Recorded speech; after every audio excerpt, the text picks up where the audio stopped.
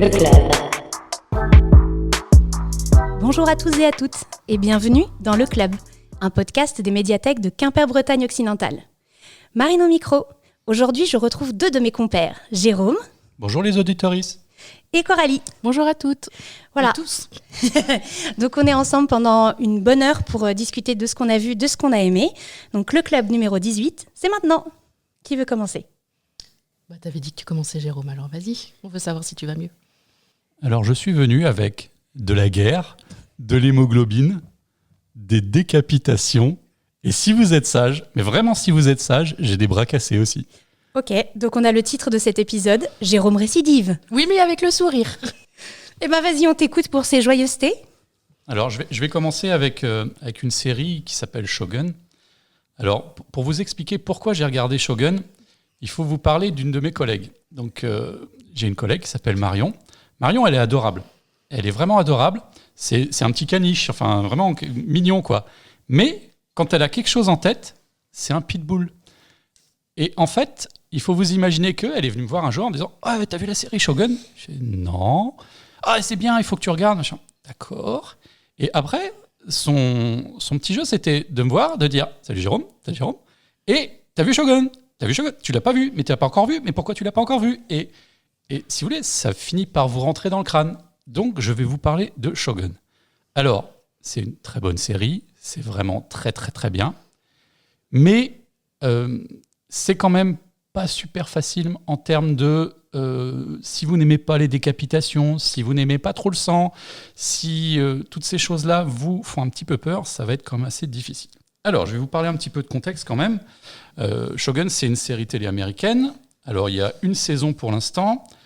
Ça a été diffusé en 2024 sur FX, je crois. Il y a moyen de regarder ça sur Disney+, dans nos contrées. Et c'est une adaptation d'un roman de James Clavell. On l'a dans le fond, si jamais vous voulez l'emprunter. Et pour les plus vieux d'entre nous et les plus vieilles, ça a déjà été adapté, en fait, avec Richard Chamberlain. Est-ce que vous vous rappelez de Richard Chamberlain ? Oui, tout à fait. Il avait joué aussi un pape. Je veux pas dire, mais on entend les deux plus vieux autour de la table. C'est ça, les oiseaux se cachent pour mourir. Ouais, c'est voilà. ça. Ouais, c'est ça. On ne dira rien sur cette réflexion, Marion. Et donc, voilà, c'était déjà une adaptation de ce livre-là.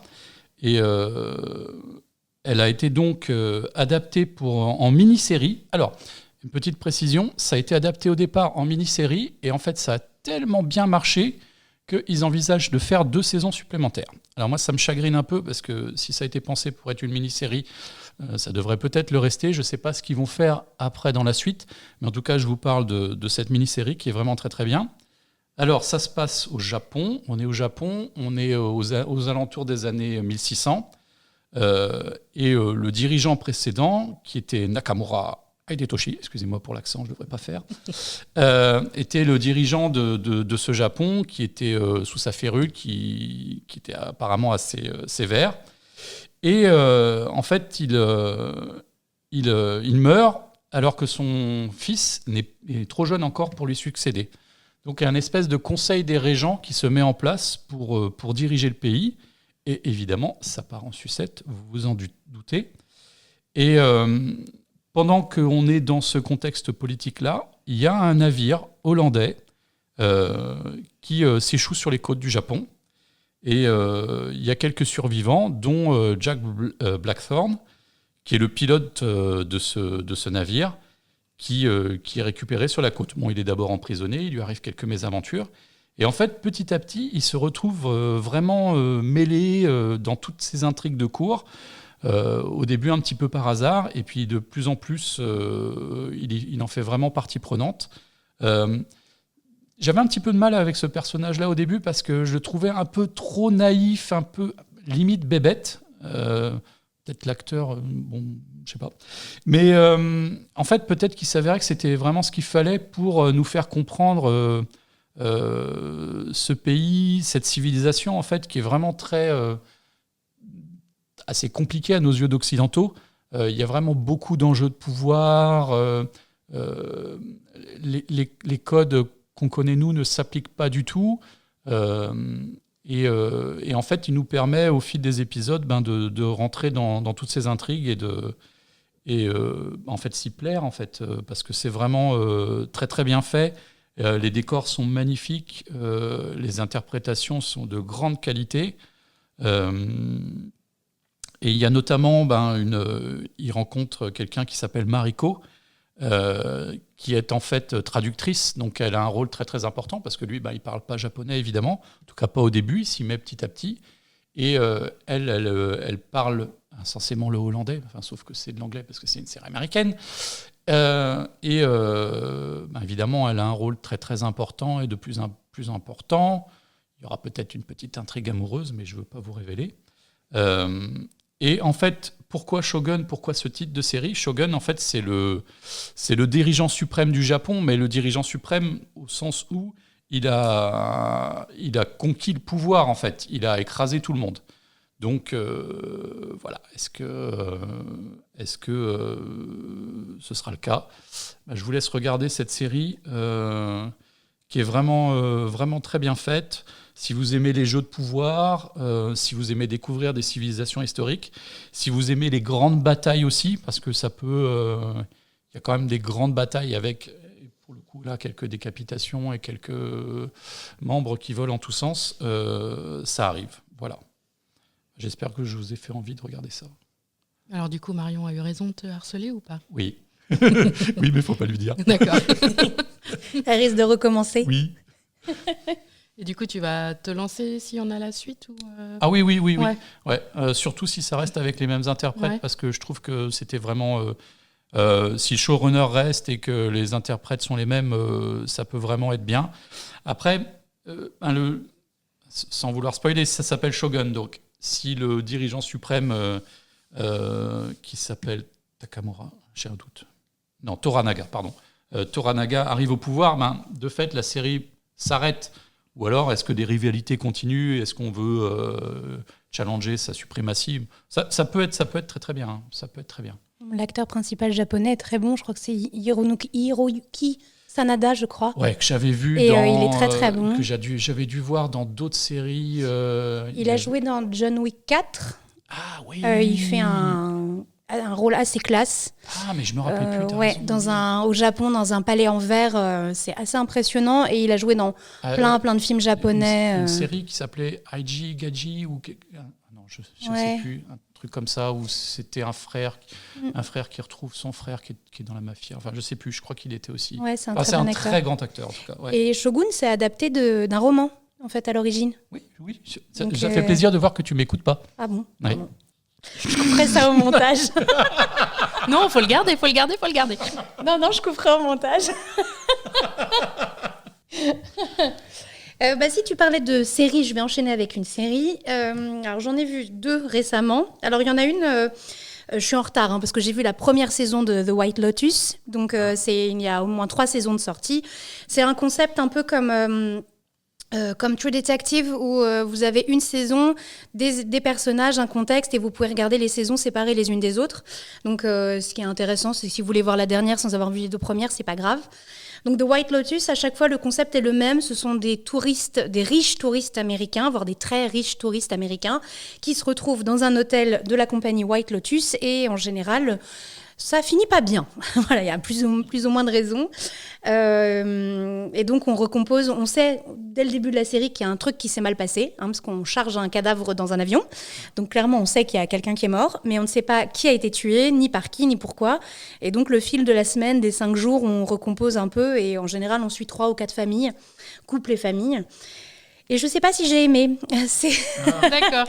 C'est assez étrange. Alors, c'est une série qui est vraiment très particulière. Pour le coup, je trouve qu'elle casse pas mal de codes de séries qu'on voit actuellement. Les acteurs étaient très bons. C'est pas du tout le problème. Mais je crois que j'ai jamais su déterminer si je regardais une satire sociale des riches Américains en vacances ou de la société américaine des relations de famille, parce qu'il y a aussi ça, relations de couple, relations de famille. Si je regardais une série policière avec la finalité de savoir qui a été tué et pourquoi, et par qui, ou si je regardais une comédie. Et en fait, c'est un peu les 3 à la fois. Donc, c'est extrêmement déstabilisant. Et il y a des scènes très, très crues, vraiment très, très crues et explicites. Et qui, à mon sens, parfois était juste un peu racoleuse. On aurait pu raconter des choses aussi drôles, mais d'une autre façon. Donc, j'ai pas forcément été convaincue par ce côté cru, et je suis pas du tout quelqu'un de prude. Moi, si ça sert le récit, pourquoi pas. Là, je trouvais que c'était pour engager du rire ou faire ou choquer le spectateur, mais que ça aurait pu être fait autrement, quoi. Donc, je sais pas vraiment si j'ai aimé. Je sais pas si j'ai vraiment envie de voir les autres saisons. Alors, la première saison se passe à Hawaï, la deuxième en Italie et la troisième à Bali. Donc après, il y a des super castings à chaque fois, hein, c'est des gens vraiment connus ou alors des très bons acteurs. Mais je suis restée un peu dubitative devant la saison. J'ai tout regardé. Je suis allée jusqu'au bout. Je suis allée jusqu'au bout de la série.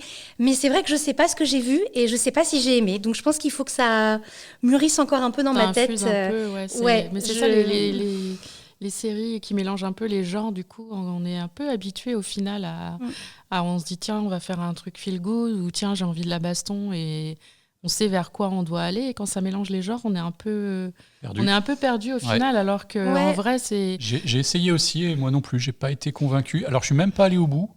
T'as même pas fini le premier épisode, je crois, non ? Ouais, vraiment, non, j'ai vraiment zappé très très vite parce que comme toi, je savais pas dire, c'est de la comédie. Alors, je peux m'accommoder du mélange des genres, mais ça partait vraiment dans tous les sens. Et je crois que c'était aussi plus ça le problème pour moi, parce que le mélange des genres, ça me dérange pas trop. Au contraire, j'aime bien quand on met comédie et polar ou comédie et satire, parce que je pense qu'en fait, on peut raconter des choses très profondes et très vraies sur la société, même en adoptant un ton humoristique, et au contraire, marquer encore plus ce décalage. Mais là, je pense que c'est plutôt c'est plutôt le rythme, la façon de monter. Il y a des moments qui sont vraiment montés comme des comédies presque potaches, et d'autres moments qui sont filmés avec beaucoup plus d'élégance, beaucoup plus de réflexion. Et je crois que c'est vraiment ce décalage dans le rythme et dans la façon de filmer qui m'a plus choquée qu'autre chose. Parce que je regarde pas mal de séries coréennes, et dans le genre passage brutal d'un style à un autre, les Coréens, ils font ça tout le temps, et parfois c'est même à l'outrance. On passe même les Japonais, je me souviens de la série Nicky Larson qui était super bien pour le coup, qui m'avait plu. On passait de moments hyper potaches où le personnage avait l'air crétin au possible à des vrais moments de film noir japonais, et ça marchait très bien. Là, dans White Lotus, je sais pas, je pense que c'est peut-être la liaison ou les liens logiques entre le passage du drôle au pas drôle que j'ai pas compris, tout simplement, ou que j'ai pas identifié, et ça m'a un peu plus dérangée. Et une grande partie des personnages ne sont pas du tout aimables, et on a envie de les secouer, de les frapper, même si parfois ils ont raison, parfois ils ont tort, et on a juste envie de les secouer un peu. Je crois que ça m'a aussi crispée de voir autant de personnages que j'aimais pas. mais c'était le but. Il y avait un petit côté name dropping aussi avec les acteurs. On veut vraiment mettre... il y avait cette actrice de Euphoria, dont le nom m'échappe, qui est un peu très sulfureuse, et c'est dans la première saison ou dans la deuxième, je sais plus. Il y a aussi dans la troisième, je crois, on a une actrice française, et vraiment ça fait vraiment patchwork de gens assemblés pour vraiment faire un beau casting, et pas forcément il manque du fond, je trouve. Moi, il y a un truc que j'ai pas compris, donc peut-être que je suis vraiment passée à côté du propos, hein. Mais in fine, on voit quand même des personnages extrêmement riches dans des très beaux hôtels qui parfois sont hyper blasés, ne prennent même pas le temps de regarder autour d'eux, parce que quasiment tout le temps, ils restent dans l'hôtel. Enfin, vous êtes à Hawaï et vous restez dans votre hôtel pour faire des trucs dans l'hôtel. Moi, personnellement, qui voyage assez peu, je trouve ça absurde. Si je voyage, c'est pour voir des choses. Les conceptions de voyage entre les gens sont c'est très ça. différentes. Il y a ça. Et donc, on voit quand même des gens qui sont pas agréables entre eux, en famille ou en couple, pas agréables avec les gens de l'hôtel, et même parfois jusqu'à l'absurde. Vraiment, il y a un personnage, il est absurdement remonté contre quelqu'un de l'hôtel, et vraiment, juste lâche l'affaire, mon gars. Et c'est assez grave à voir en plus, et on sent que c'est malsain. Donc on voit ces personnages-là qui sont pas gentils entre eux en famille, pas gentils entre eux en couple. Déjà, on se demande pourquoi ils voyagent ensemble. En plus, qu'ils font rien. Et malgré le drame qui arrive à la fin, moi, j'ai eu l'impression que les personnages étaient en fait finalement passés à autre chose. Ils vont retourner à leur vie de riches Américains privilégiés, et ça ne laissera aucune marque sur eux. Et c'était extrêmement frustrant, même si je pense que c'est le propos du film, de dire que finalement, ces gens-là n'en ont pas grand-chose à faire. Ça m'a frustrée. J'aurais voulu voir des changements, j'aurais voulu voir des relations qui claquent. Et finalement, ça n'arrive pas. L'argent les tient, quelque part. Et ça m'a beaucoup frustrée de me dire, j'aurais bien aimé qu'il y ait 2-3 relations qui se claquent. Alors, il y a une relation qui est très jolie, que je suis très contente d'avoir vue, c'était très sympa. Mais les autres, j'avais envie de les secouer en disant, mais arrêtez de vous voir. Enfin, vous êtes toxiques les uns pour les autres et vous ne vous faites pas du bien. Donc voilà, ça, c'était la première série où j'ai un peu où j'étais en mode un peu comme, on va reprendre une blague de Drag Race, j'étais un peu comme entre avril et juin, mais voilà, on va reprendre cette blague. Et sinon, l'autre série que j'ai vue, et là pour le coup j'ai beaucoup aimé, ça s'appelle La Résidence, c'est sur Netflix en ce moment. C'est une série policière, c'est du cozy mystery, donc il y a rien de violent, il y a rien de, même quand on voit un meurtre ou un bout de meurtre, c'est filmé de façon très Agatha Christie. Donc si vous aimez ce genre-là, un peu Agatha Christie ou Sherlock Holmes, avec un héros assez décalé, et ben je vous conseille La Résidence. En plus, le héros est une héroïne, c'est une détective américaine, afro-américaine. En plus bien enrobée, donc ça fait plaisir. Moi je connaissais pas cette actrice parce que j'ai pas regardé Orange is the New Black, mais apparemment elle joue dedans. Oui, elle est et elle a un rôle déjà, il paraît qu'elle a un rôle déjà bien barré. Et là c'est une détective vraiment très réputée dans le monde qui va enquêter sur un meurtre à la Maison Blanche, puisque la résidence c'est la Maison Blanche. Elle enquête sur un meurtre d'un membre de la maison. Quand je dis la maison, c'est le personnel de la Maison Blanche. D'accord. Elle enquête sur ce meurtre-là pendant un dîner d'État entre les États-Unis et l'Australie.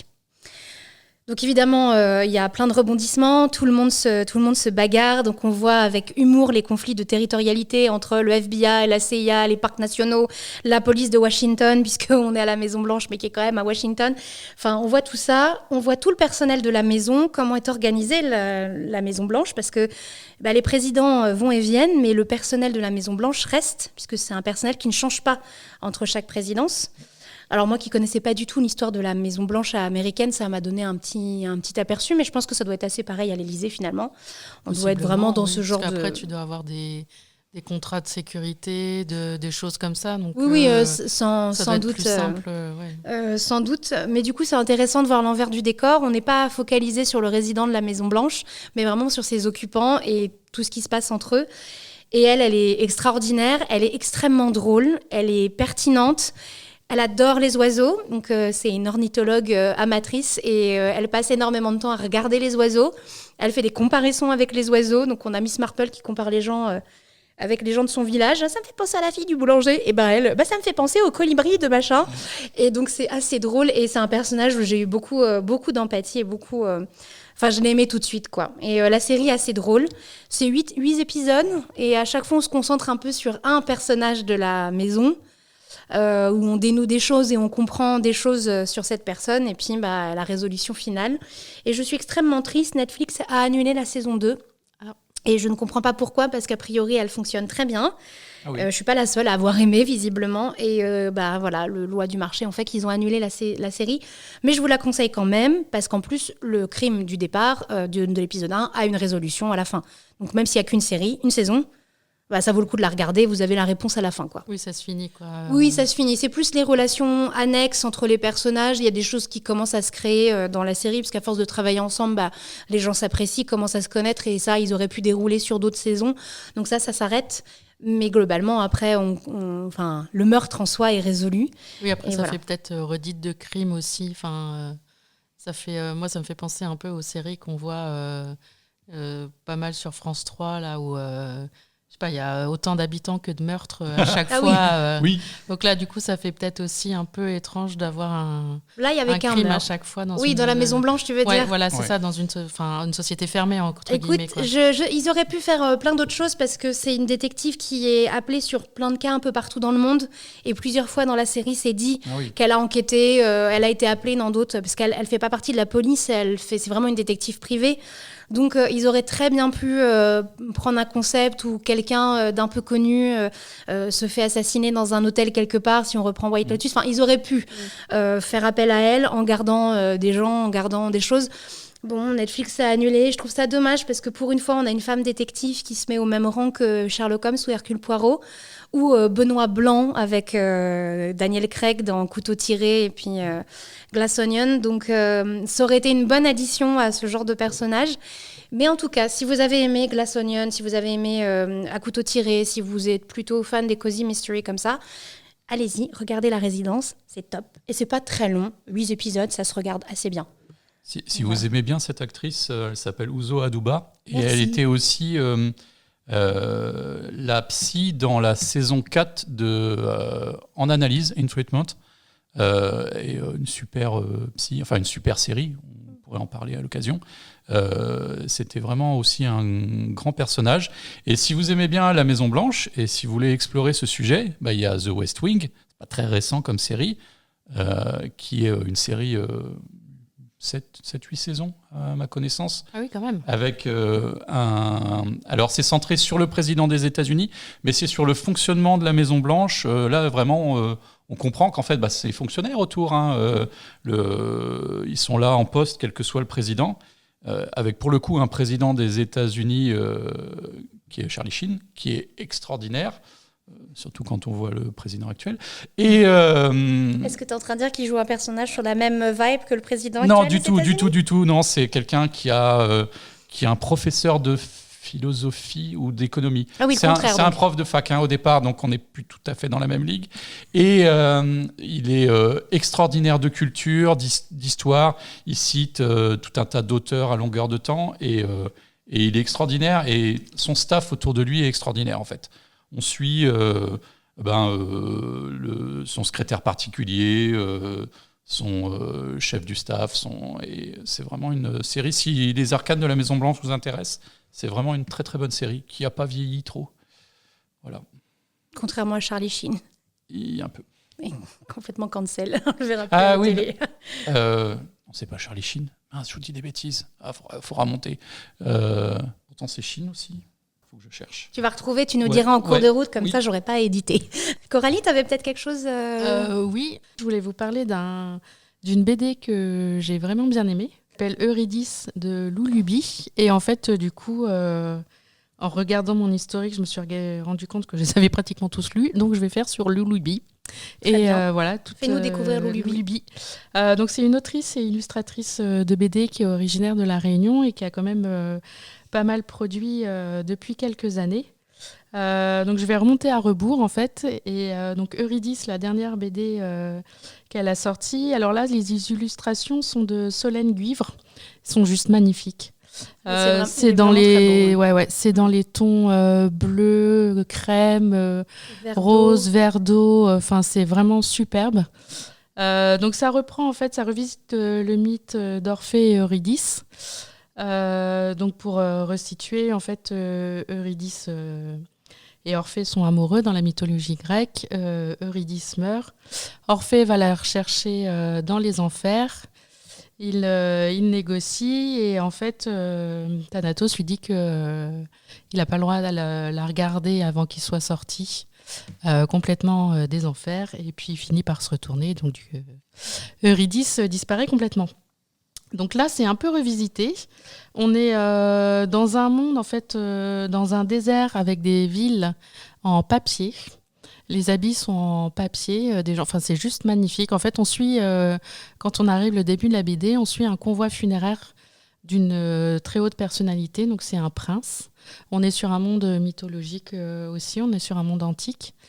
Et donc, du coup, en fait, Eurydice est la sœur du prince qui est décédée et elle s'enfuit du convoi et elle est sauvée un peu du désert par Orphée qui la recueille. Et avec Orphée, donc on a Calliope, sa sœur, qui est une danseuse, a un physique magnifique. Et donc en fait, avec sa troupe de danseuses, elles font des danses pour le rite funéraire, justement. Et elles sont chapeautée par Pygmalion. Donc là, on mélange plein de références mythologiques, mais c'est vraiment très bien fait. Les personnages sont juste divers, variés, splendides. Ça tient beaucoup à l'illustration, effectivement, de Solène, mais aussi au texte de Lou, qui est vraiment très inclusif et très parlant. Orphée est un très grand chanteur. Et donc, sa sœur Calliope est une grande danseuse. Et Solène Guivre a réussi à transcrire dans son illustration les mouvements de danse et le trémolo du chant de Orphée, vraiment de façon magnifique. On vibre avec eux. Donc, c'est vraiment très, très beau. Et le texte est très beau aussi. Je ne vous raconte pas la fin, mais on revisite vraiment le le mythe. Hein, c'est pas vraiment une accroche de la mythologie directe.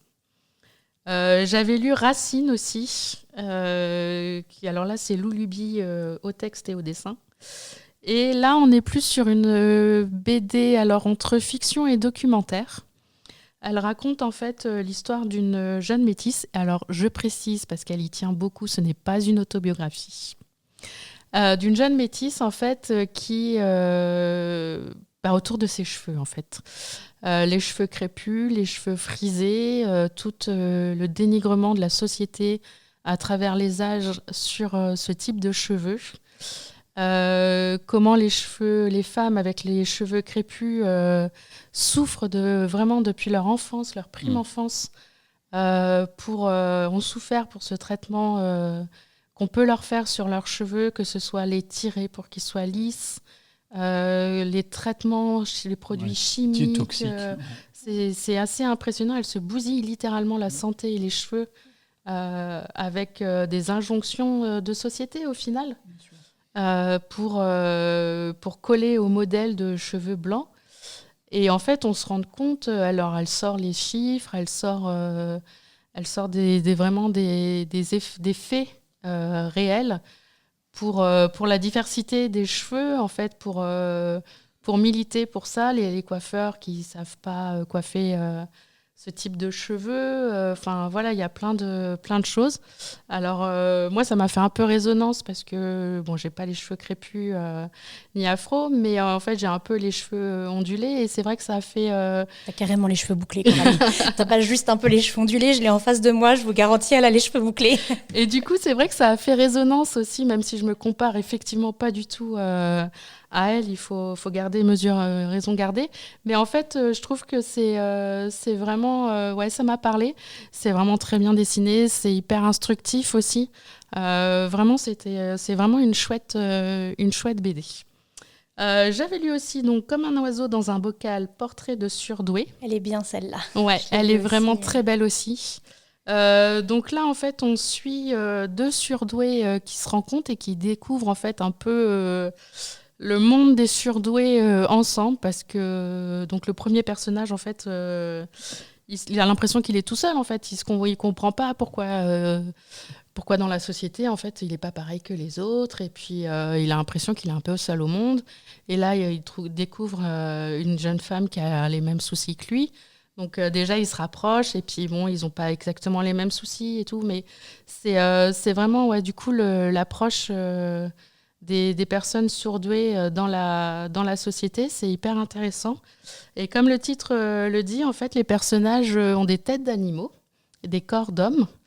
Et les surdoués, en fait, ils sont comme s'ils étaient dans un bocal. Alors, le premier personnage, il a une tête d'oiseau. Alors, je ne saurais pas quel oiseau. On dirait une chouette, non ? Alors, c'est plus chouette. Un oiseau. Non, je pense que c'est plus un piaf. Mais c'est plus un piaf. C'était plus une chouette. Mais Voilà. Et puis, elle, c'est un poisson dans un bocal. Littéralement.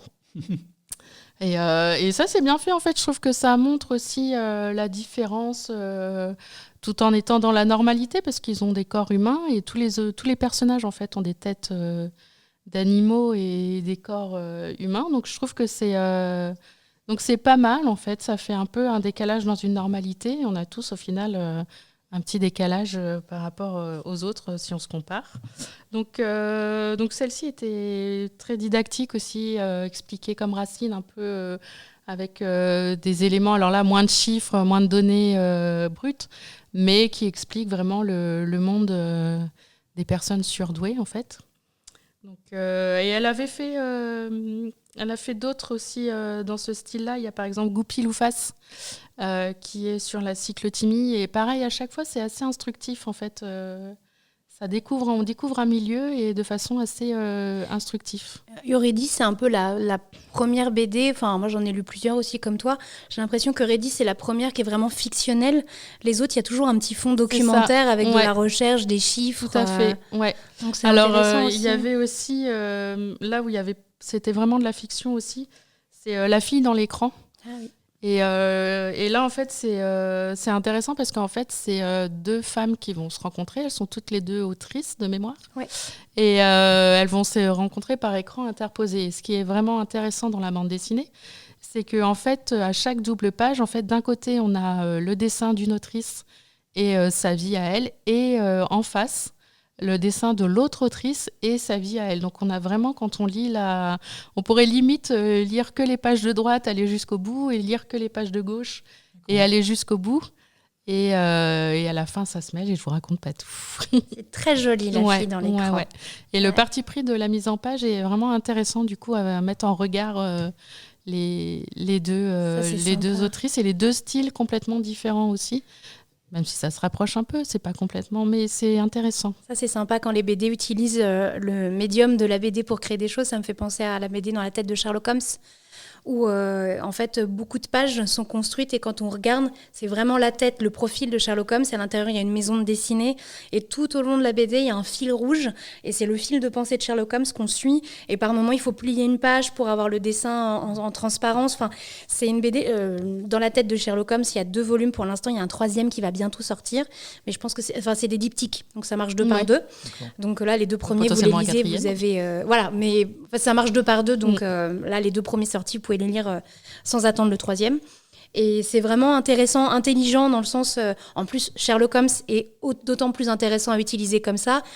Par le média de la BD, je trouve que c'était vraiment hyper malin de jouer avec les codes de la bande dessinée et les codes du dessin pour rentrer dans cette tête-là. Donc je la conseille, et c'est vrai que La fille dans l'écran, c'est pareil, il y a une vraie réflexion autour de la BD, comment mettre en scène... En fait, c'était intéressant de faire comme ça, parce que c'était vraiment la même relation vue par 2 points de vue différents. Donc en fait, je trouve ça hyper intéressant d'avoir fait comme ça. En fait, c'est pas mal. Donc voilà, il y avait juste le petit dernier.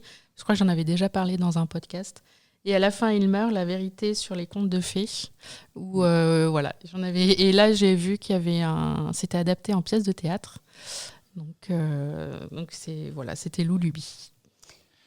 On a parlé de jolis cheveux crépus, de prince tout gentil. Non, vous le sentez venir. Il va nous replomber l'atmosphère. J'ai essayé pourtant, j'ai essayé. Merci Coralie, merci. Je vais vous parler de guerre. Bien évidemment. Je sais que vous m'attendez là-dessus. Le climat en plus général de la société actuellement fait qu'on avait besoin de ça. Rappelle-moi de ne plus l'inviter au micro, de prendre quelqu'un d'autre pour les podcasts. Donc je vais vous parler de Carnet d'Ukraine. C'est un documentaire que nous avons dans le fond. Il a été écrit par Michel Hazanavicius. Alors Michel Hazanavicius, vous le connaissez, c'est le réalisateur de The Artist et des films OSS avec Jean Dujardin. Et en fait, j'ai découvert une autre facette, un autre talent de ce monsieur. En fait, c'est un écrivain et un dessinateur de talent. Donc, il explique que la genèse de son livre, en fait, il a été invité par des Ukrainiens à venir passer quelques jours sur le front en 2023. Et il y est allé tout bonnement. Et il a pris des notes et il a rencontré des gens qui combattent, des gens qui sont à l'arrière du front. Et c'est vraiment un ouvrage... la guerre, on en entend parler aux actualités. Et là, on est vraiment dedans, en fait. Il est au milieu des combattants, il est au milieu des infirmiers. Il décrit ce qui se passe. Il le décrit avec une grande humanité. Et il est au plus près des gens. Il est vraiment à leur demander d'où ils viennent, qu'est-ce qui fait qu'ils se retrouvent là. Et il le fait... comme je vous le disais, avec une grande humanité. Et le propos est illustré par ses dessins. Donc, en fait, il fait des petits crobards des gens qu'il rencontre. Enfin, des petits crobards, non, c'est des magnifiques illustrations. Il publie son carnet, donc avec ses commentaires. Il reverse le tout à une organisation caritative. Ça a l'air d'être vraiment quelqu'un de très, très, très bien. Et il nous plonge dans la guerre vraiment à hauteur d'homme. Et moi, c'est pas un regard que j'avais jusque-là, en fait. On entend parler de la guerre, on peut s'intéresser au contexte historique, à Poutine. J'en avais déjà parlé au podcast, notamment un podcast qui explique comment est Poutine, comment il en est arrivé là et le contexte qui le concerne. Mais j'avais pas, en fait, trouvé d'ouvrage ou de série ou quelque support que ce soit qui parle de la guerre au plus près, en fait. Et... c'est ce que j'ai trouvé avec ce petit ouvrage-là, qui est vraiment très, très, très bien. Et si on est à parler de la guerre, je continue là-dessus, parce que je sens que ça vous plaît. Et je vais vous parler d'une série télévisée. Alors, ça s'appelle Andor. Andor, c'est une série télé américaine qui est en 2 saisons. Alors, c'est une série de l'univers de Star Wars. Alors, est-ce que je vais vous perdre si je vous parle de la chronologie de l'univers de Star Wars ? Alors moi, je l'ai vu Andorre. Ouais. Donc voilà. Donc, Donc tu vas pas me perdre. Je te perds pas, toi. Mais je sais pas si tu perdras les auditeuristes, mais... Alors moi, déjà, je vais me remettre dans le fauteuil. Alors, et je vais écouter. Alors, il faut qu'on vous explique un petit peu dans le contexte chronologique. Ça se passe Andorre avant un film de l'univers de Star Wars qui s'appelle Rogue One, qui est sorti il y a déjà quelques années. Et ça reprend en fait les mêmes interprètes. Donc c'est un tout petit peu surprenant. Moi, après avoir vu Andorre, j'ai re-regardé Rogue One parce que je l'avais un petit peu oublié. Et en fait, on voit les personnages qui, d'après l'histoire, sont censés être quelques années plus tard, mais en fait, ils sont plus jeunes puisque ça a été tourné plus tôt. Et en fait, Rogue One, ça se passe avant la trilogie originelle de Star Wars. Donc, c'est le moment quand on ouvre Star Wars, le film numéro 4, oui. Quand Leia, au tout début, donne des informations à R2-D2. Elle lui dit que des gens sont morts pour obtenir les plans de l'étoile noire, et ça, c'est Rogue One. Voilà, c'est ça en fait. Et c'est en fait l'histoire de ces gens qui sont morts, à partir juste d'une série, d'une ligne dans ce film original. On apprend en fait... la genèse de l'étoile noire et la genèse surtout du vol des plans de l'étoile noire qui permettent de la détruire. Et donc en fait, c'est l'univers Star Wars, mais quelque part aussi, j'ai envie de dire, c'est pas Star Wars parce que y a pas de sabre laser, il y a pas de chevalier Jedi. C'est un univers qui est assez dépouillé, loin de personnages très très importants. Pour l'anecdote, à la toute dernière scène, je ne sais pas si tu te rappelles, on voit Darth Vader. Un tout petit bref instant, c'est pour faire plaisir aux fans. C'est comme dans le Mandalorian où finalement ça se passe dans l'univers de Star Wars, mais il n'y a pas de Jedi, sauf à la fin d'une saison où on voit un Luke tout jeune. Et c'est un petit clin d'œil, mais en fait, ça peut se regarder sans. Ça peut vraiment... tu peux le regarder, Coralie, ne connaissant pas Star Wars, parce que en fait... Alors si je connais Star Wars, parce que là sinon mon frère... Tu vas avoir des soucis. Je vais avoir des problèmes à la maison. Mais après, c'est pas... oui, non, mais j'ai bien aimé Star Wars. Après, c'est vrai que je connais pas par cœur, je suis pas complètement... Mais j'ai compris ce que tu avais dit. En fait, on est... Alors, ce que j'aime bien dans cette série-là, c'est qu'elle est en 2 saisons, et elle n'aura pas plus que ces 2 saisons. Et en fait, on est dans une histoire de la résistance face à la montée de l'Empire, en fait. Et cette histoire-là est vraiment très intéressante. On suit le personnage central qui s'appelle Cassian Andor et en fait qui au départ est un petit voleur, hein. C'est un gars, il manigance, il fait des petits trafics et parce que sa planète tombe sous la botte de l'Empire, il se retrouve en fait à avoir un destin plus grand que lui et la deuxième saison est un petit peu moins centré sur lui et un petit peu plus centré sur les personnages qui sont du côté de l'Empire. Ce qui est intéressant, c'est qu'ils ne sont pas tout blanc, tout noir. J'aime vraiment bien cet aspect-là des choses. Cassian Andor, il a des fêlures. C'est pas un super-héros qui ne vit que par le bien. Il a sa propre histoire d'amour. Il a des soucis, enfin, il essaie de régler plein de choses en même temps. Et on voit que c'est vraiment quelqu'un qui est pétri de conflits. Et à côté de ça, les méchants sont intéressants, en fait. Ils sont vraiment ils sont profonds. Il y a un côté très intéressant, surtout dans la deuxième saison, sur la résistance. Et en fait, ce qui est intéressant, c'est que si vous regardez ça, vous vous dites, tiens, c'est marrant, ces images me parlent un petit peu, ces décors me parlent, tiens, ces personnages me parlent. Et en fait, le showrunner était vraiment très très fan d'une série française dont le nom m'échappe, sur la résistance. Village français. Voilà, le Village français. Il était tellement fan de cette série-là qu'en fait, vous allez retrouver dans la saison 2 de Andorre des décors qui font penser à une France un peu fantasmée des années 40. Vous allez retrouver un acteur français qui était, dans un village français. Et Ils ont une langue, donc les habitants de la planète sur laquelle se passe l'intrigue, qui est inventée, mais qui fait un petit peu penser à du français. Donc c'est vraiment rigolo, c'est tous ces petits clins d'œil-là rendent vraiment la série très très intéressante.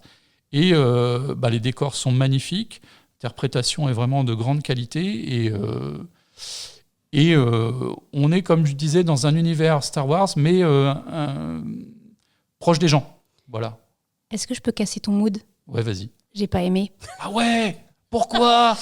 Alors, déjà, moi, j'aime pas Andor. J'aime pas le film Rogue One. Ah ouais ? J'aime pas le film Rogue One. Moi, je ne vois pas l'intérêt de raconter une histoire. On sait déjà comment ça finit et on sait déjà comment finir les héros. Alors, on peut me dire, oui, mais par exemple, le Titanic. Oui, mais le Titanic, on sait que le Titanic va couler, mais on s'en fout. C'est pas ça qu'on regarde. C'est l'histoire de Rose. C'est Rose qu'on commence à suivre et Jack, et c'est leur histoire à eux. Et concrètement, rien ne dit qu'ils ne vont pas s'en sortir. Mais c'est pareil. Non, c'est pas pareil. Là, on sait déjà d'emblée qu'ils sont tous morts. Donc, on te présente des personnages dès le début du film. Tu sais qu'ils vont tous crever. Et moi, vraiment, j'ai eu beaucoup de mal à m'attacher à ces gens-là, sachant qu'on va me les présenter pendant quelques minutes. Ils vont vivre des aventures. Oui, c'est super, mais je sais qu'ils meurent. Il y a aucune surprise, aucun miracle, aucun rien. Donc, vraiment, j'ai pas aimé Rogue One. Je sais que je suis assez... c'est un peu un avis non partagé par plein de gens qui trouvent ça bien mieux que les autres. Moi, je me suis franchement ennuyée. Ah ouais. Alors, il faut savoir un truc. Je fais mon mea culpa. J'ai vu tous les Star Wars. Oui. Tous. Plusieurs fois. J'ai vu les saisons, j'ai vu Andor, j'ai Oui. vu Mandalorian. Oui. Star Wars ne passe pas par moi. Je ne clique pas avec Star Mais Wars. pourquoi tu as regardé tout ça si tu... Parce que je veux quand même, tu vois, il y a une partie de moi. J'adore tellement la SF Déjà, et tout. pour parler avec les gens, c'est pas mal. Ah oui, Déjà, d'accord. mais c'est surtout que j'aime tellement la SF que je me dis à un moment ça va cliquer. Et en fait, je pense que ça clique pas pour moi parce que c'est de la fantaisie dans l'espace. Et c'est pas ce que je préfère. Parce que clairement, c'est pas de la SF, c'est de la fantaisie dans l'espace. Et alors, ce que j'ai préféré finalement, c'est le Mandalorian où il y avait ce mélange western SF qui là m'a absolument convaincue. Et alors Andor, moi j'ai trouvé cette série extrêmement mal écrite et extrêmement mal ficelée avec... Et je suis désolée, j'aime beaucoup Gabriel Luna, c'est un acteur que j'aime énormément, que j'ai vu dans plein de films, genre Y Tu Mama Tambien, c'est très très bien.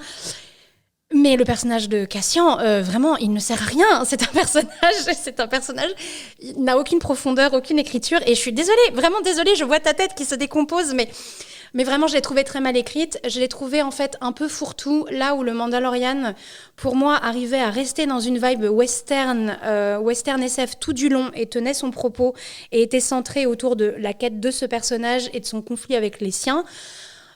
Andor, ça part dans tous les sens. Effectivement, on est censé suivre Cassian et son évolution, mais tu sens très très vite que la série ne sait pas quoi en foutre de ce personnage, qu'ils ne savent pas et que c'est pas lui le plus intéressant.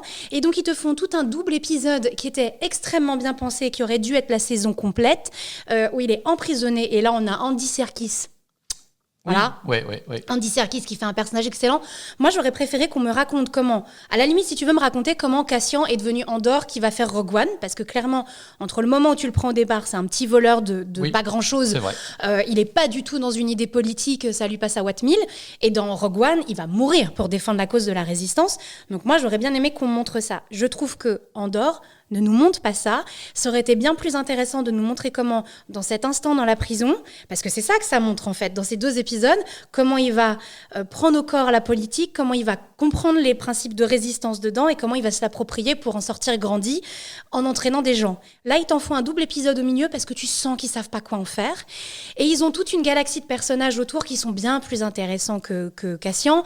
On a la politicienne qui est excellente dans le premier, où on te parle quand même, c'est une politicienne et on sent qu'elle vient d'un milieu qui est extrêmement conservateur, qui rappelle beaucoup le conservatisme américain religieux. Oui. Et elle, on la voit que par petites touches, alors qu'elle était intéressante. Il y a des personnages qui ont des façades et qui sont dans la résistance, qui sont bien plus intéressants que lui au final. Son histoire d'amour, je me suis tamponné les amygdales avec une pantoufle. Pitoyable. Oui, vraiment, parce que en fait, ils ont énormément de matière et je trouve qu'ils l'ont mal monté pour faire un peu du fanservice. Il n'y a aucune cohérence artistique. On commence avec un univers très cyberpunk, puis après on revient sur un espèce de semblant de Tatooine. Merci, déjà vu, déjà fait. Tatooine et les univers style Tatooine désertique, on en a vu plein. Il y a Dune qui est passé par là et qui leur a mis une mine sur les derniers Star Wars. Et là, on retourne dans un univers comme ça, là où le Mandalorian s'en servait bien, là, Andor, ça tombe à plat. C'est juste pour te montrer des gens un peu pauvres à la résistance. Oui, merci, déjà vu, déjà fait. Enfin, c'est déjà ce qu'on a dans les premiers Star Wars. La sénatrice était vachement plus intéressante parce qu'elle, on était dans un autre milieu, un milieu qu'ils avaient foiré avec Padmé Amidala dans les premiers... Ah oui, ils avaient saccagé ça, oui. Alors que c'était hyper intéressant. Là, ils reprennent un personnage et en fait, ils savent pas le faire. Alors, donc, non, mais je sais, je suis minoritaire, mais... Alors, Jérôme va moins bien, il a perdu son sourire. Alors, je peux reconnaître que Cassian Andor est un peu creux par moment. Je veux bien reconnaître que, notamment dans la saison 2, on voit le mariage de la fille de la sénatrice. On ne comprend pas, en fait. Parce qu'il ne s'y passe rien, et à part montrer le fait que, ben oui, effectivement, c'est des conservateurs, et on ne comprend pas. Pour le coup, je trouve quand même que le fait qu'on voit la montée de l'Empire et le côté très Stasi, sécuritaire, qui c'est très angoissant, qui est de plus en plus prenant, ça sauve un petit peu quand même la série quand même. C'est pas ça que je lui reproche. Effectivement, sur la partie Empire, c'est pas trop mal fait. Mais systématiquement, dans Star Wars, j'ai un peu l'impression que... disons qu'avec Luke Skywalker et le début de la Résistance, on voit bien qu'il y a des petites gens, il y a Tatooine, on te montre bien tout ça. La deuxième série de films, elle est complètement dans les choux, à plein d'égards. Et en plus, le film se fout de lui-même. Au lieu de prendre son sujet à bras-le-corps et dire non, on y va à fond. Là, on a 3 films, 3 réals, 3 DA. Enfin, ça n'a aucun sens. Et j'ai quand même l'impression qu'ils savent pas raconter un propos. Ils sont capables de te saccager le personnage comme Leia à chaque fois, alors que pour le coup, c'est elle la vraie tête pensante politique, c'est elle la vraie Jedi tout du long du film. Et ils en font pas grand-chose et ils sont là en mode Deus Machina, on va l'utiliser parce qu'en fait, il y a quelqu'un qui tient la route. Et là, ils font un peu pareil. Ils ont fait pareil avec Padmé Amidala. Ça aurait été hyper intéressant de voir l'engagement politique de Padmé. On se concentre sur son histoire d'amour niaise qui en plus n'a aucun intérêt. Franchement, ils sont mignons tous les deux, mais vraiment, ça aurait eu plus de poids si on avait senti le poids politique pour elle, le poids des Jedi de l'autre côté. Ouais. Là, c'est juste un peu, non, vous n'avez pas le droit. Oui, mais pourquoi ? Explique-moi pourquoi. Pourquoi les Jedi doivent rester célibataires ? Explique-moi. C'est quoi le problème, en fait ? Je veux comprendre, moi, pourquoi. On me dit que c'est interdit. Moi, je veux bien, mais explique-moi pourquoi. Que je puisse au moins rager contre la machine, si tu veux. Et donc ils ont aussi raté ça et je trouve que dans Andor ils reprennent encore le même genre de personnage. En fait, je trouve qu'ils essayent de refaire ce qui a marché. Donc Cassian, on essaye d'en refaire un Harrison Ford, un Han Solo avec un contrebandier qui a pas beaucoup de morale jusqu'à quelqu'un qui s'engage dans la résistance. Oui. Sauf que Gabriel Luna et Harrison Ford, c'est pas vraiment le même genre d'acteur et il est pas très bien employé dans ce rôle-là, je trouve. C'est un acteur qui a plus de subtilité que ça. Et du coup, les personnages intéressants qui sont plutôt dans les hautes sphères, comme je crois que c'est un horloger ou un mécanicien qui est il a des objets de collection. Oui, c'est ça, le collectionneur avec la fille qui l'accompagne, qui est extrêmement mystérieuse. Qui a l'air intéressante aussi. Et la sénatrice, tout ce côté-là qui aurait été intéressant n'est pas montré. Et peut-être que pour une fois, j'aurais aimé montrer une résistance aussi politique, comment ça s'articule entre les deux, au lieu de me montrer un jeune homme qui va personnellement devenir un personnage de la résistance. J'aurais aimé qu'on montre le système de la résistance et pas forcément comme ça. Et vraiment, je regrette parce qu'ils auraient pris Cassian dans la prison, ils en auraient fait une saison complète sur le système carcéral. Il y avait énormément de choses à dire. Cet épisode-là est magnifique. Cet épisode-là, il y en a 2, non ? Ou il y en a qu'un ? Je sais même plus. Il y en a 2, je crois. Ouais, je crois que c'est 2. Ils sont vraiment hyper intéressants. Il y a énormément de choses à dire. Tu peux pas poser le pied par terre, sinon à certains moments, sinon t'es électrocuté. Il y a le système d'oppression des prisonniers sur les autres prisonniers pour pouvoir s'en sortir. Enfin, le personnage de Serkis est vraiment excellent. Il est vraiment très bien écrit parce que c'est pas quelqu'un qui est dans l'oppression, mais il est obligé de faire de l'oppression pour survivre. Et là, il y avait vraiment tout un truc à faire et qui collait tellement bien à Star Wars parce qu'on était déjà dans le système oppressif de l'Empire et on aurait pu, par ces personnages-là, ces prisonniers-là, découvrir pourquoi ils étaient là. Et que c'était pas que des voleurs comme Cassian, qu'il y avait des gens qui étaient déjà dans la résistance. On a un scénario, en fait, là. Oui, je pense qu'on va faire un film un peu moins mainstream et puis un peu plus politique. Netflix, Disney, c'est quand vous voulez. Nous sommes à disposition. À dispo, les royalties, merci. En fait, voilà, j'ai été déçue parce que j'avais vraiment aimé le Mandalorian et ce qu'ils en avaient fait. Et là, je suis déçue de revoir qu'ils tombent un peu dans leur travers. Et quitte à pas mettre des Jedi, quitte à me sortir de Dark Vador et des Jedi, autant me montrer quelque chose d'intéressant qui complète l'univers qu'on connaît déjà. Mais j'ai l'impression que sur Star Wars, ils savent pas trop ce qu'ils font. Personne ne sait vraiment. Et... Oui, mais alors après, on peut se poser la question aussi d'une autre façon. C'est est-ce qu'ils ont vraiment le choix de pouvoir pousser jusqu'au bout la réflexion que tu es en train de mener? Parce qu'en fait, il faut qu'ils vendent le film, il faut qu'ils vendent la série, il faut que ça plaise à tout le monde, et notamment aux politiques et aux décideurs. Oui, on est d'accord qu'après, on est dans le système de Disney. Avec l'argent. On est d'accord qu'on est dans le système. Mais j'attendais rien de Disney, si tu veux. Disney qui reprend la saison, Star Wars, en massacrant au passage John Carter. Je ne leur pardonnerai jamais, parce qu'ils ont sabordé un super beau projet à eux pour reprendre Star Wars, et vu ce qu'ils en ont fait, vous auriez dû arrêter les gars et continuer John Carter. Mais bon, il y avait des sous à la clé, donc on comprend. Mais c'est juste que, voilà, je casse le mood de Jérôme, donc cet épisode, ça sera bien Jérôme récidive.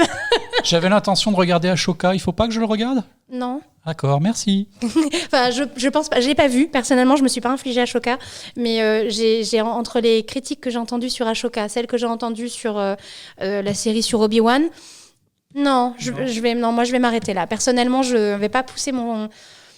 j'ai déjà vu tout plusieurs fois pour essayer de cliquer avec avec Star Wars, et ça ne clique pas. Je crois qu'à un moment, je vais me préserver. Je vais aller regarder Star Trek. Je peux en parler aussi. Donc voilà. Donc désolée, mais au moins, ça, pour une fois, on clash un peu. C'est bien, on n'est pas d'accord. Moi, je vais continuer avec la guerre, tiens, du coup. Oh non, Coralie. Non, mais c'est façon un peu pas pareil. Mais non, mais différent. C'est pas pareil parce que c'est différent. Je suis déçue, regarde, sourire triste. Mais non, tu vas voir. Donc en fait, moi, je vais vous parler d'un roman qui s'appelle Mésopotamia de Olivier Guès, et qui en fait parle de la vie de Gertrude Bell. Gertrude Bell, qui n'est absolument pas connue parce qu'elle a été supplantée par Laurence d'Arabie. Alors qu'en fait, Gertrude Bell, c'est mieux. Et ouais, voilà, et elle a tout fait. Et donc en fait, on est en Mésopotamie. Donc pour resituer, on est au Moyen-Orient. C'est les zones qui concernent l'actuel Irak, l'Iran et la Syrie, pour resituer, là où ça se passe bien actuellement. Et bon, on y est un peu pour quelque chose, on va pas se mentir. Donc en fait, à la fin de la Première Guerre mondiale, l'Empire britannique se dit « Tiens, on va faire une deuxième colonie des Indes, mais là-bas, parce que on a des petites terres, c'est intéressant. Le début du pétrole, ça peut être pas mal. » J'allais dire peut-être qu'on va trouver un peu d'or noir quelque part en creusant, au pif. Voilà. C'est ça, les Allemands sont en Turquie, Empire ottoman, donc si on pouvait... se mettre un petit peu dans le quartier, ce serait pas mal, même s'il y a déjà l'Égypte. Les Français ont des vues sur la partie syrienne de la Mésopotamie. Donc voilà, ça fait un petit espace safe pour tout le monde. Et donc Gertrude Bell, en fait, c'est une aristocrate. Et elle veut au début, elle veut partir à l'aventure, en fait. Donc faire un peu d'archéologie et tout ça. Donc elle se retrouve, c'est comme ça qu'elle se retrouve un peu dans le quartier. Alors l'histoire mêle en fait la façon dont le roman est écrit mêle en fait les différentes époques. On passe d'une époque à une autre assez facilement au final. Donc du coup on comprend un peu plus tard pourquoi Gertrude se retrouve à Bagdad par exemple. Et puis tous les liens en fait qu'elle peut avoir avec différents personnages politiques.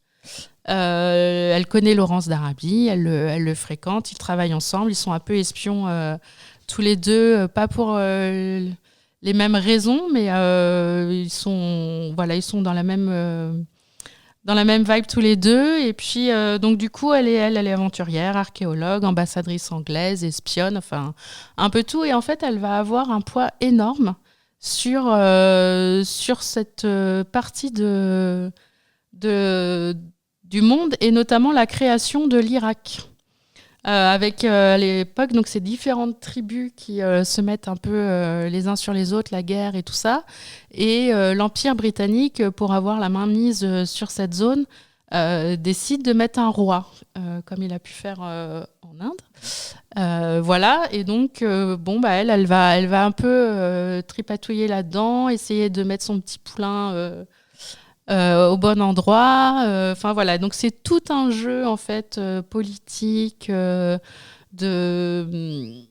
mettre ses pions, de voir comment on va réussir à en tirer le plus de profit sans trop s'inquiéter des gens qu'il y a derrière.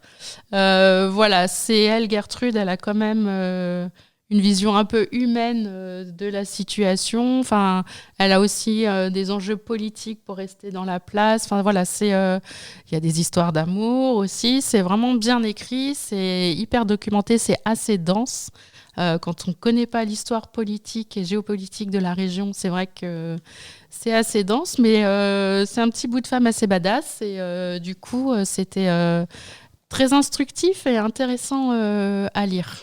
Il y a un très bon documentaire papier sur Gertrude Bell. Je retrouverai les références exactes parce que là, l'auteur, l'autrice m'échappe et je mettrai ça dans le descriptif du podcast parce que toutes les sources seront à retrouver dedans. Est-ce que tu savais que malgré toute sa badasserie, Gertrude Bell reste une femme de son temps et qu'elle s'oppose au vote des femmes? Oui, tout à fait. C'est fou. Ouais. Elle est, c'est incroyable. Elle est assez conservatrice mine de rien. Conservatrice dans ses idées et assez masculine aussi dans ses choix. Après, voilà, elle a pas eu, elle a eu une vie assez facile, oui et non. Après, il y a le côté tout amour, elle finit vieille fille. Enfin, voilà, il y a un peu. C'est un personnage complexe, quoi. Oui, c'est ça, voilà. Oui, mais oui, c'est vrai qu'effectivement, elle a énormément de pouvoir. Elle arrive à un moment donné dans sa vie, on peut dire autour des années 20-30, où elle a énormément de pouvoir. Elle côtoie Churchill. Enfin, elle a vraiment sur cette région-là, c'est presque elle la reine de l'Irak, quoi. Donc, mais oui, non. Après, ça reste une personne de son époque, une aristocrate qui place ses pions et qui décide pour tout. Donc, effectivement, elle est pas toute blanche, mais le personnage reste très intéressant. Oui, je suis d'accord. Et puis c'est ce côté aussi où on a tous retenu que Laurence d'Arabie et tout ça, alors qu'elle, elle a été complètement oubliée dans un monde d'hommes complet, quoi. Moi, j'aimerais bien enchaîner. Là, tu parles d'une femme qui a énormément de pouvoir, énormément. Moi, je vais vous parler de femmes et même de très jeunes filles qui, elles, n'ont pas de pouvoir du tout. C'est un film documentaire que j'ai vu parce que c'est quelque chose qu'on avait proposé aux classes cette année, aux classes de collège et de lycée. Ça s'appelle Alice, donc A-L-I-S. C'est le prénom Alice, mais écrit à l'espagnol parce que ça se passe en Amérique latine. Alors, de mémoire, c'est la Colombie. C'est en Colombie et on est dans un foyer pour jeunes filles, pour adolescentes en fait. La caméra, c'est tout un travail parce que la réalisatrice, je crois que c'est une femme, je vérifierai, je n'ai juste noté. J'ai été tellement prise par le documentaire que j'ai rien noté. Elle place sa caméra dans le foyer et elle va demander aux jeunes filles donc volontaires de venir s'asseoir sur une chaise en face d'elle. Et la question qu'elle leur pose, c'est « Tu as une camarade qui s'appelle Alice, quelle est son histoire ?» Et elle va poser des questions comme ça à chacune. Qui est Alice ? Est-ce que tu l'aimes bien ? Comment tu l'as rencontrée ? C'est quoi les rêves d'Alice ? Pourquoi elle est là ? Et en fait, les jeunes filles vont raconter l'histoire d'Alice. Donc on va avoir plein d'Alice différentes. Mais derrière Alice, le personnage, c'est leur histoire qu'elle raconte. On le sent bien, on le voit bien. Et alors j'ai beaucoup pleuré pendant ce documentaire parce qu'elles sont extrêmement touchantes. Elles viennent de milieux très défavorisés. La plupart ont connu soit des familles maltraitantes, soit la prostitution, la drogue aussi. Donc, et elles ont même pas 16 ou 17 ans. Et elles racontent leur histoire et avec parfois beaucoup de pudeur, parfois de façon très drôle. Elles sont vraiment... c'est des jeunes femmes extrêmement... intéressantes à suivre et donc à chaque fois on avance dans l'histoire d'Alice et quand on vient à la partie quels sont les rêves d'Alice et où est-ce qu'elle est et en fait on a de très jolies choses, on sent que malgré tout ce qu'elles ont vécu, il y en a une qui veut devenir institutrice, l'autre qui veut devenir astronaute, l'autre qui veut faire de la musique et on parle de leur rapport à la famille, est-ce qu'elles veulent des enfants et comment elles veulent que leurs enfants les appellent parce qu'elles ont parfois des relations très compliquées avec leurs parents. Il y en a une qui répond qu'elle veut que ses enfants l'appellent papa. Donc on comprend aussi qu'il y a de la transidentité dedans, que ça ne doit pas être facile tous les jours. Et on les voit dans cet environnement et on apprend comment elles vivent. Mais au travers de cet exercice, Alice, raconte-moi l'histoire d'Alice. Et c'est vraiment extrêmement touchant et je le conseille parce que c'est voir comment des ados, malgré tout, il y a énormément de résilience. Elles sont jeunes, elles ont vécu des choses que je pense que nous, autour de cette table, on n'a pas vécu et pas dans cette intensité. Et elles sont capables d'avoir une imagination et de raconter des choses extrêmement solaires et d'avoir énormément d'humour et de parler de choses vraiment qui les concernent en tant qu'adolescentes sur la vie. C'était un très, très beau documentaire et... Moi, ça m'a beaucoup émue de voir ces jeunes filles parler comme ça et de finir sur une note d'espoir où elles ont quand même envie. Elles sont dans ce foyer justement pour avoir une vie meilleure dans un pays où être une femme, c'est quand même très compliqué et être une femme pauvre, c'est encore pire. Parce qu'évidemment, on est dans les favelas, donc on n'est que dans des milieux extrêmement pauvres. Et je suis quasiment sûre que c'est la Colombie, mais je vérifierai, je mettrai un petit mea culpa si c'est pas le cas. Mais en tout cas, voilà, il n'est pas récent ce documentaire, mais je le conseille. Nous, on l'a à la bibliothèque, donc faites-vous plaisir. Voilà, donc Alice, c'était vraiment une grande découverte cette année qui m'a beaucoup touchée. On va pas rester sur une note d'espoir quand même. Ce serait dommage. Ce serait dommage, j'ai une réputation à tenir. Je vais vous parler d'une autre série américaine, ça s'appelle The Pitt. Alors c'est une série assez récente, ça a été diffusé depuis janvier 2025. Une saison à ce jour, une deuxième prévue début 2026. Alors on est dans un hôpital à Pittsburgh, d'où le titre, et on est dans le service des urgences de cet hôpital. Alors si vous êtes comme moi nostalgique de la série Urgence, vous allez un petit peu retrouver vos marques, un petit peu, parce que le héros de cette série, c'est Noah Wyle, donc c'est le docteur Carter d'Urgence. Oui. C'est le même acteur. C'est le même acteur, c'est Noah Wyle. Il vient de recevoir un prix, c'était pour cette série. Il vient de recevoir un Emmy Award pour son interprétation, qui n'est absolument pas volée. Il était déjà bon dans Urgence. Noah Wyle, moi je le vois un peu comme le Decaune américain. Il a à peine vieilli en fait. C'est toujours le même. Alors que Urgence, ça doit commencer à avoir. Oh oui. Oui, on va pas. On va pas se faire mal. J'étais enfant. Non, ça y est. Tu m'as déjà fait ce coup-là, donc non.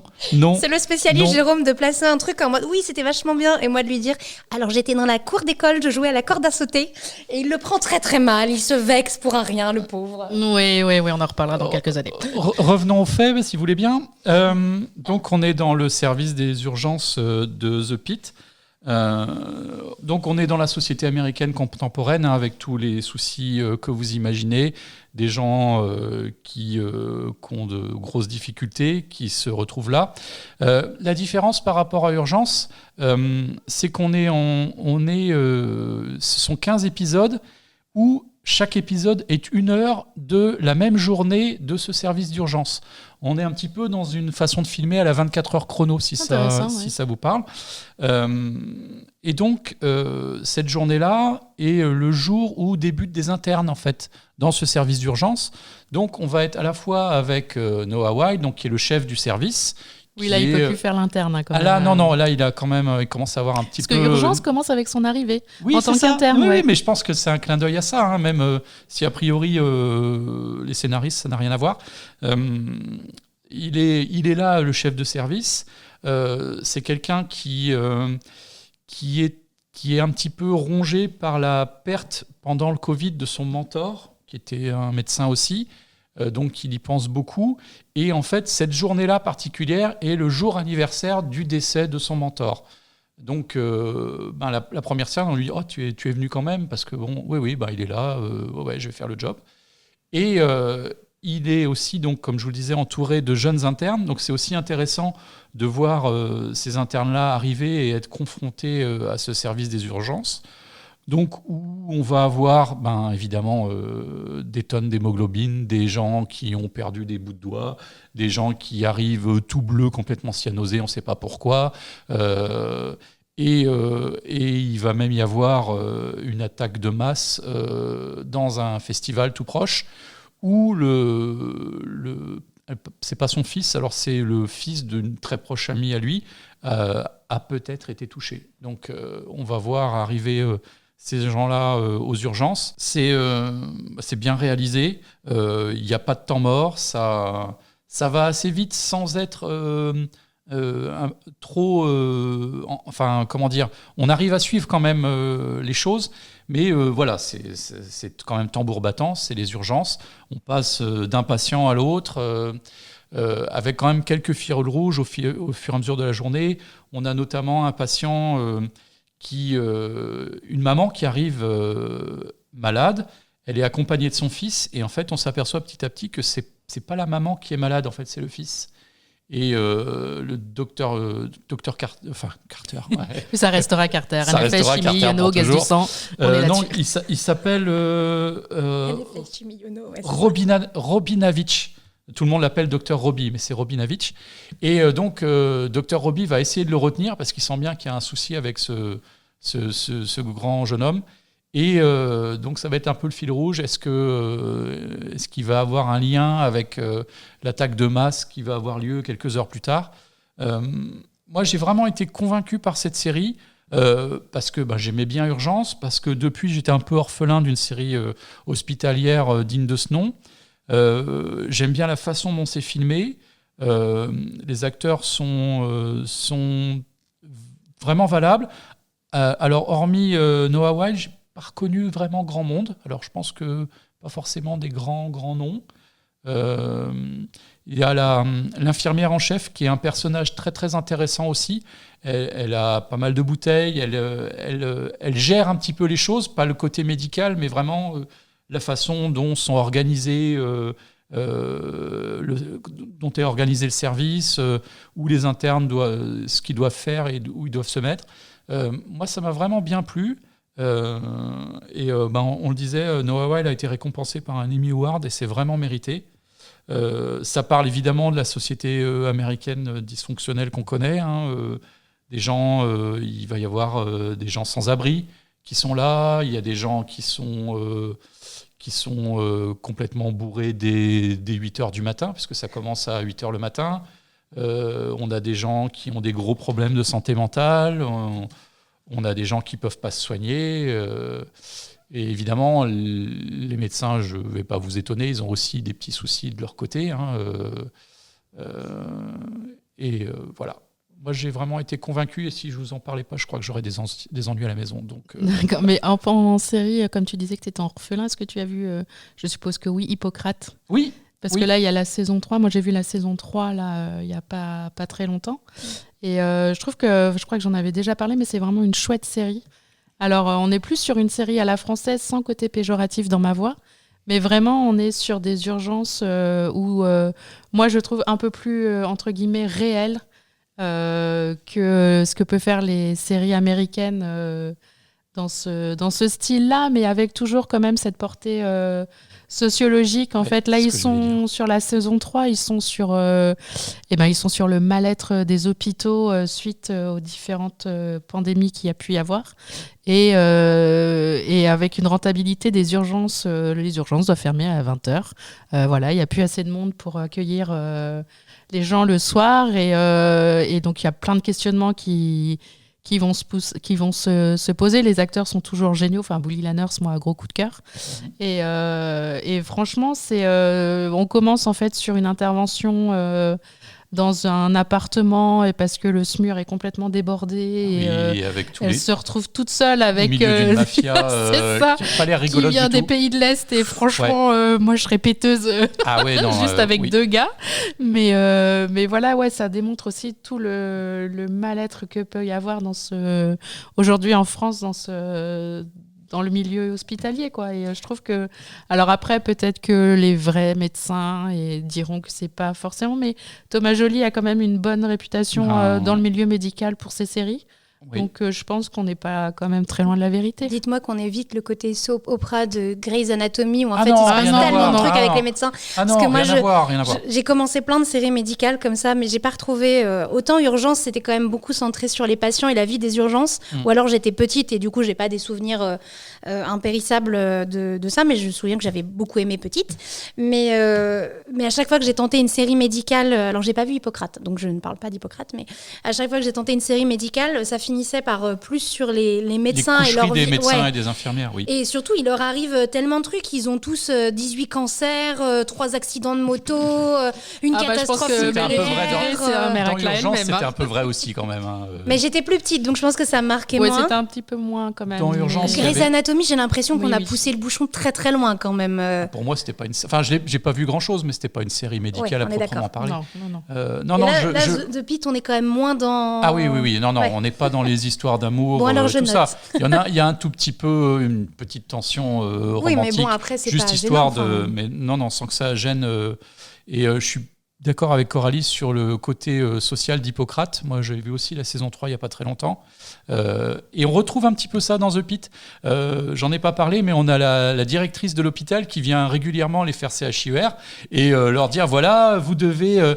ils ont en plus le côté retour.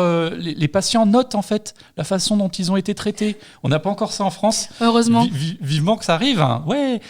Donc pour rajouter du bien-être pour les médecins urgentistes. Pour que ce soit encore mieux. Qui ont déjà une vie tellement facile. Voilà, c'est qu'elle vient leur dire, mais là, il faut que vous soigniez votre relation avec les patients parce que après ils nous notent. Et puis le budget, ça en tient compte. Donc, pour avoir un tableau complet, donc il faut regarder et Hippocrate et The Pitt et Grey's Anatomy, si on veut quand même un petit peu sa part de romance. Je mettrais plus Urgence quand même. Refaites-vous Urgence. Ah oui, on fait Urgence.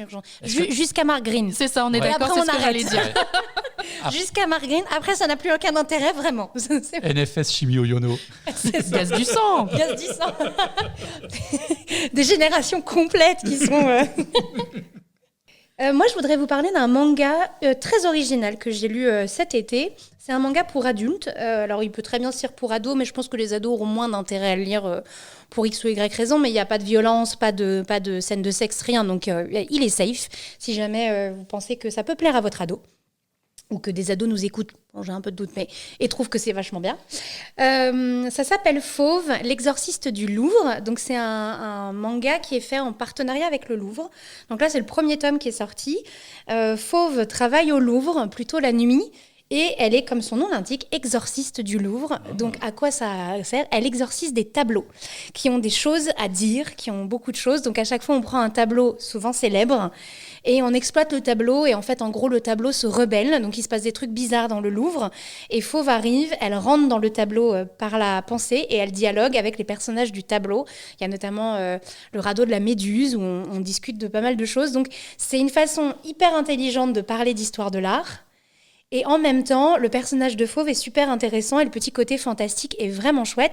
Et on se promène dans le Louvre, donc je pense qu'il n'y a à peu près aucun doute. Ils ont mis les pieds dans le Louvre pour reproduire les salles et les sous-salles, les sous-sols et tout ça. Et c'était un premier tome qui, moi, m'a vraiment conquis. Et le dessin est très original. C'est pas un dessin manga particulier. Alors, de mémoire, ils sont italiens, les dessinateurs, ou français. En tout cas, c'est pas du japonais.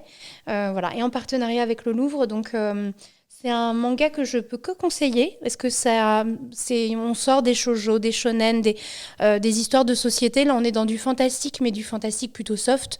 On n'est pas dans des trucs gore comme savent le faire très bien les Japonais. Donc, si vous avez envie de prendre une petite dose d'histoire de l'art, mais avec un côté un peu décalé, je vous conseille Fauve, l'exorciste du Louvre. J'espère qu'il y a d'autres tomes qui arrivent, parce que le premier était vraiment bon. Bah oui, ça a l'air intéressant. Il y a quelques tableaux auxquels on aurait envie de rentrer. Oui, ça fait envie. Pour savoir ce qui se passe. Ouais, ça permet de discuter. Il y a toujours un problème dans le tableau et elle examine et elle discute. Alors que ce soit une statue, un tableau, enfin tout ce qui est dans le Louvre. Donc c'est vraiment très intéressant. Bon, je vous avais promis un sujet un petit peu plus léger. Alors, je vais vous parler d'une série britannique qui s'appelle Brassic. Elle a commencé en 2019, il y a 6 saisons à ce jour, j'en ai vu 5. Elle n'est pas très connue, je ne sais pas si ça vous... Non, ça me dit rien idée, du tout. Ah, ça fait plaisir. T'es sûr qu'on pourra pas c'est ça, c'est ce que j'allais dire, au moins il est tranquille. Sauvé.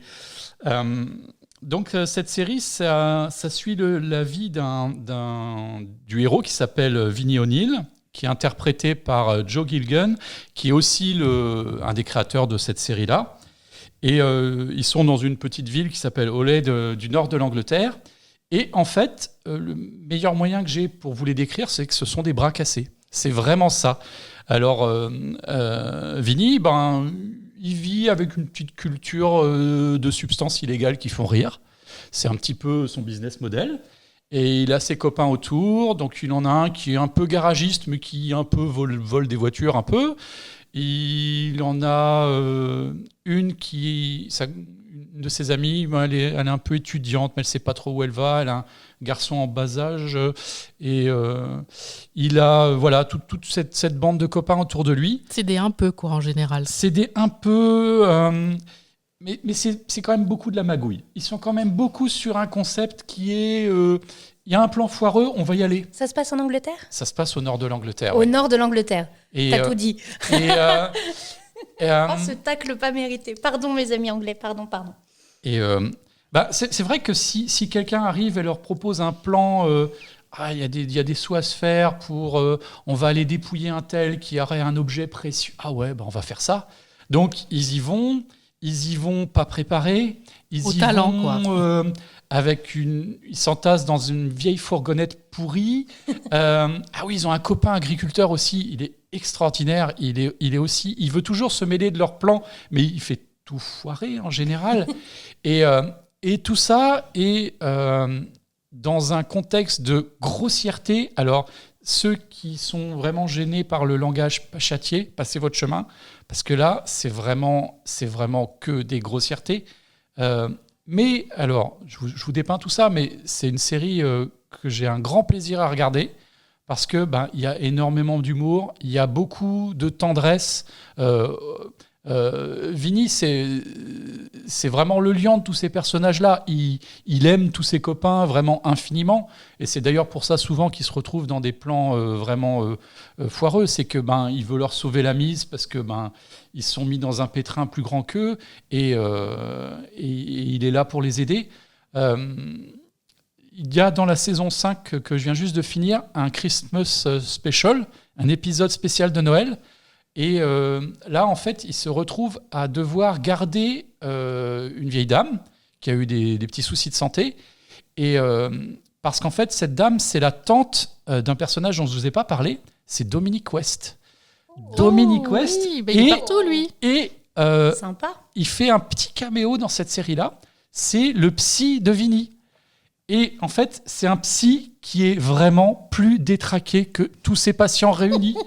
Il est à vraiment. À un moment donné. Ça atteint. Ça, voilà. Ça, on ne peut pas rester intact. Vinny vient lui parler de son enfance qui a quand même été assez compliquée, et puis des soucis qu'il a. Et Dominic West ne parle que de sexe, en fait. Vraiment, il n'y a que ça qui l'intéresse. Et éventuellement, à ce que Vinny lui ramène un petit peu de substances qui font rire, parce que il en manque. Et donc là, en fait, Dominic West charge Vinny de garder sa vieille tante.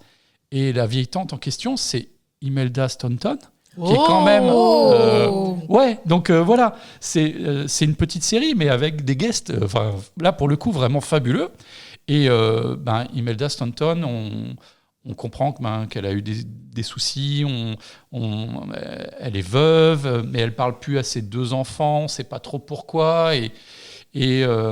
Elle a encadré des enfants pour du théâtre pendant longtemps, et il va se nouer une intrigue autour de tout ça, et vraiment, moi je trouve ça magnifique. Enfin, une grande dame comme ça, britannique, dans une série potache, avec des gars cassés de tout partout. Et ça marche, en fait. Ça marche vraiment. Les Anglais ont beaucoup d'autodérision. Ils sont très bons pour ça. Ils sont très, très forts. T'as Olivia Colman qui est géniale pour ça. Elle est capable de passer d'un rôle hyper comique, complètement dingue, à un rôle d'une gravité absolue. C'est vraiment quelqu'un qu'on pourrait imaginer dans cette série-là. Mais ça, c'est très britannique pour le coup, de passer d'un registre à un autre. Voilà. Et Vinny, il est toujours là pour tous ses camarades.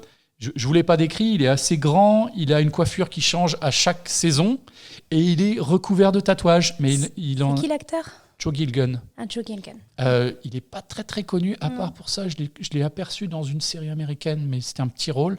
Et oui, il est vraiment recouvert de tatouages, et c'est vraiment un personnage lunaire, vraiment mais bienveillant, qui veut bien faire, mais il ne sait pas s'y prendre, en fait. Et globalement, la troupe entière ne sait pas s'y prendre. Et il y a énormément d'humour. C'est vraiment très, très, très drôle. Et très grossier, il faut le dire. Pour la fin, Jérôme va mieux, du coup. C'est ça. Jérôme récidive avec le sourire. Et du coup, il va mieux. C'est grâce à nous, Coralie. Oui, c'est ça. Voilà, on lui a redonné la joie de vivre. On va dire ça. Merci à vous deux d'avoir partagé ce moment délicieux en ma compagnie. Je vous dis à bientôt. pour un Avec prochain podcast. Jérôme a une revanche et à prendre. Une réputation à tenir, peut-être. Oui. Voilà. Je pense qu'il ne peut pas rester sur Andorre comme ça. Non. Je vois que ça mouline déjà. Il va falloir qu'il me clash sur quelque chose. Je vais trouver. Cherche. Oh, bon, à mon avis, on va trouver. C'est pas un problème. Quant à vous, chers auditeuristes, je vous dis à la prochaine. Salut!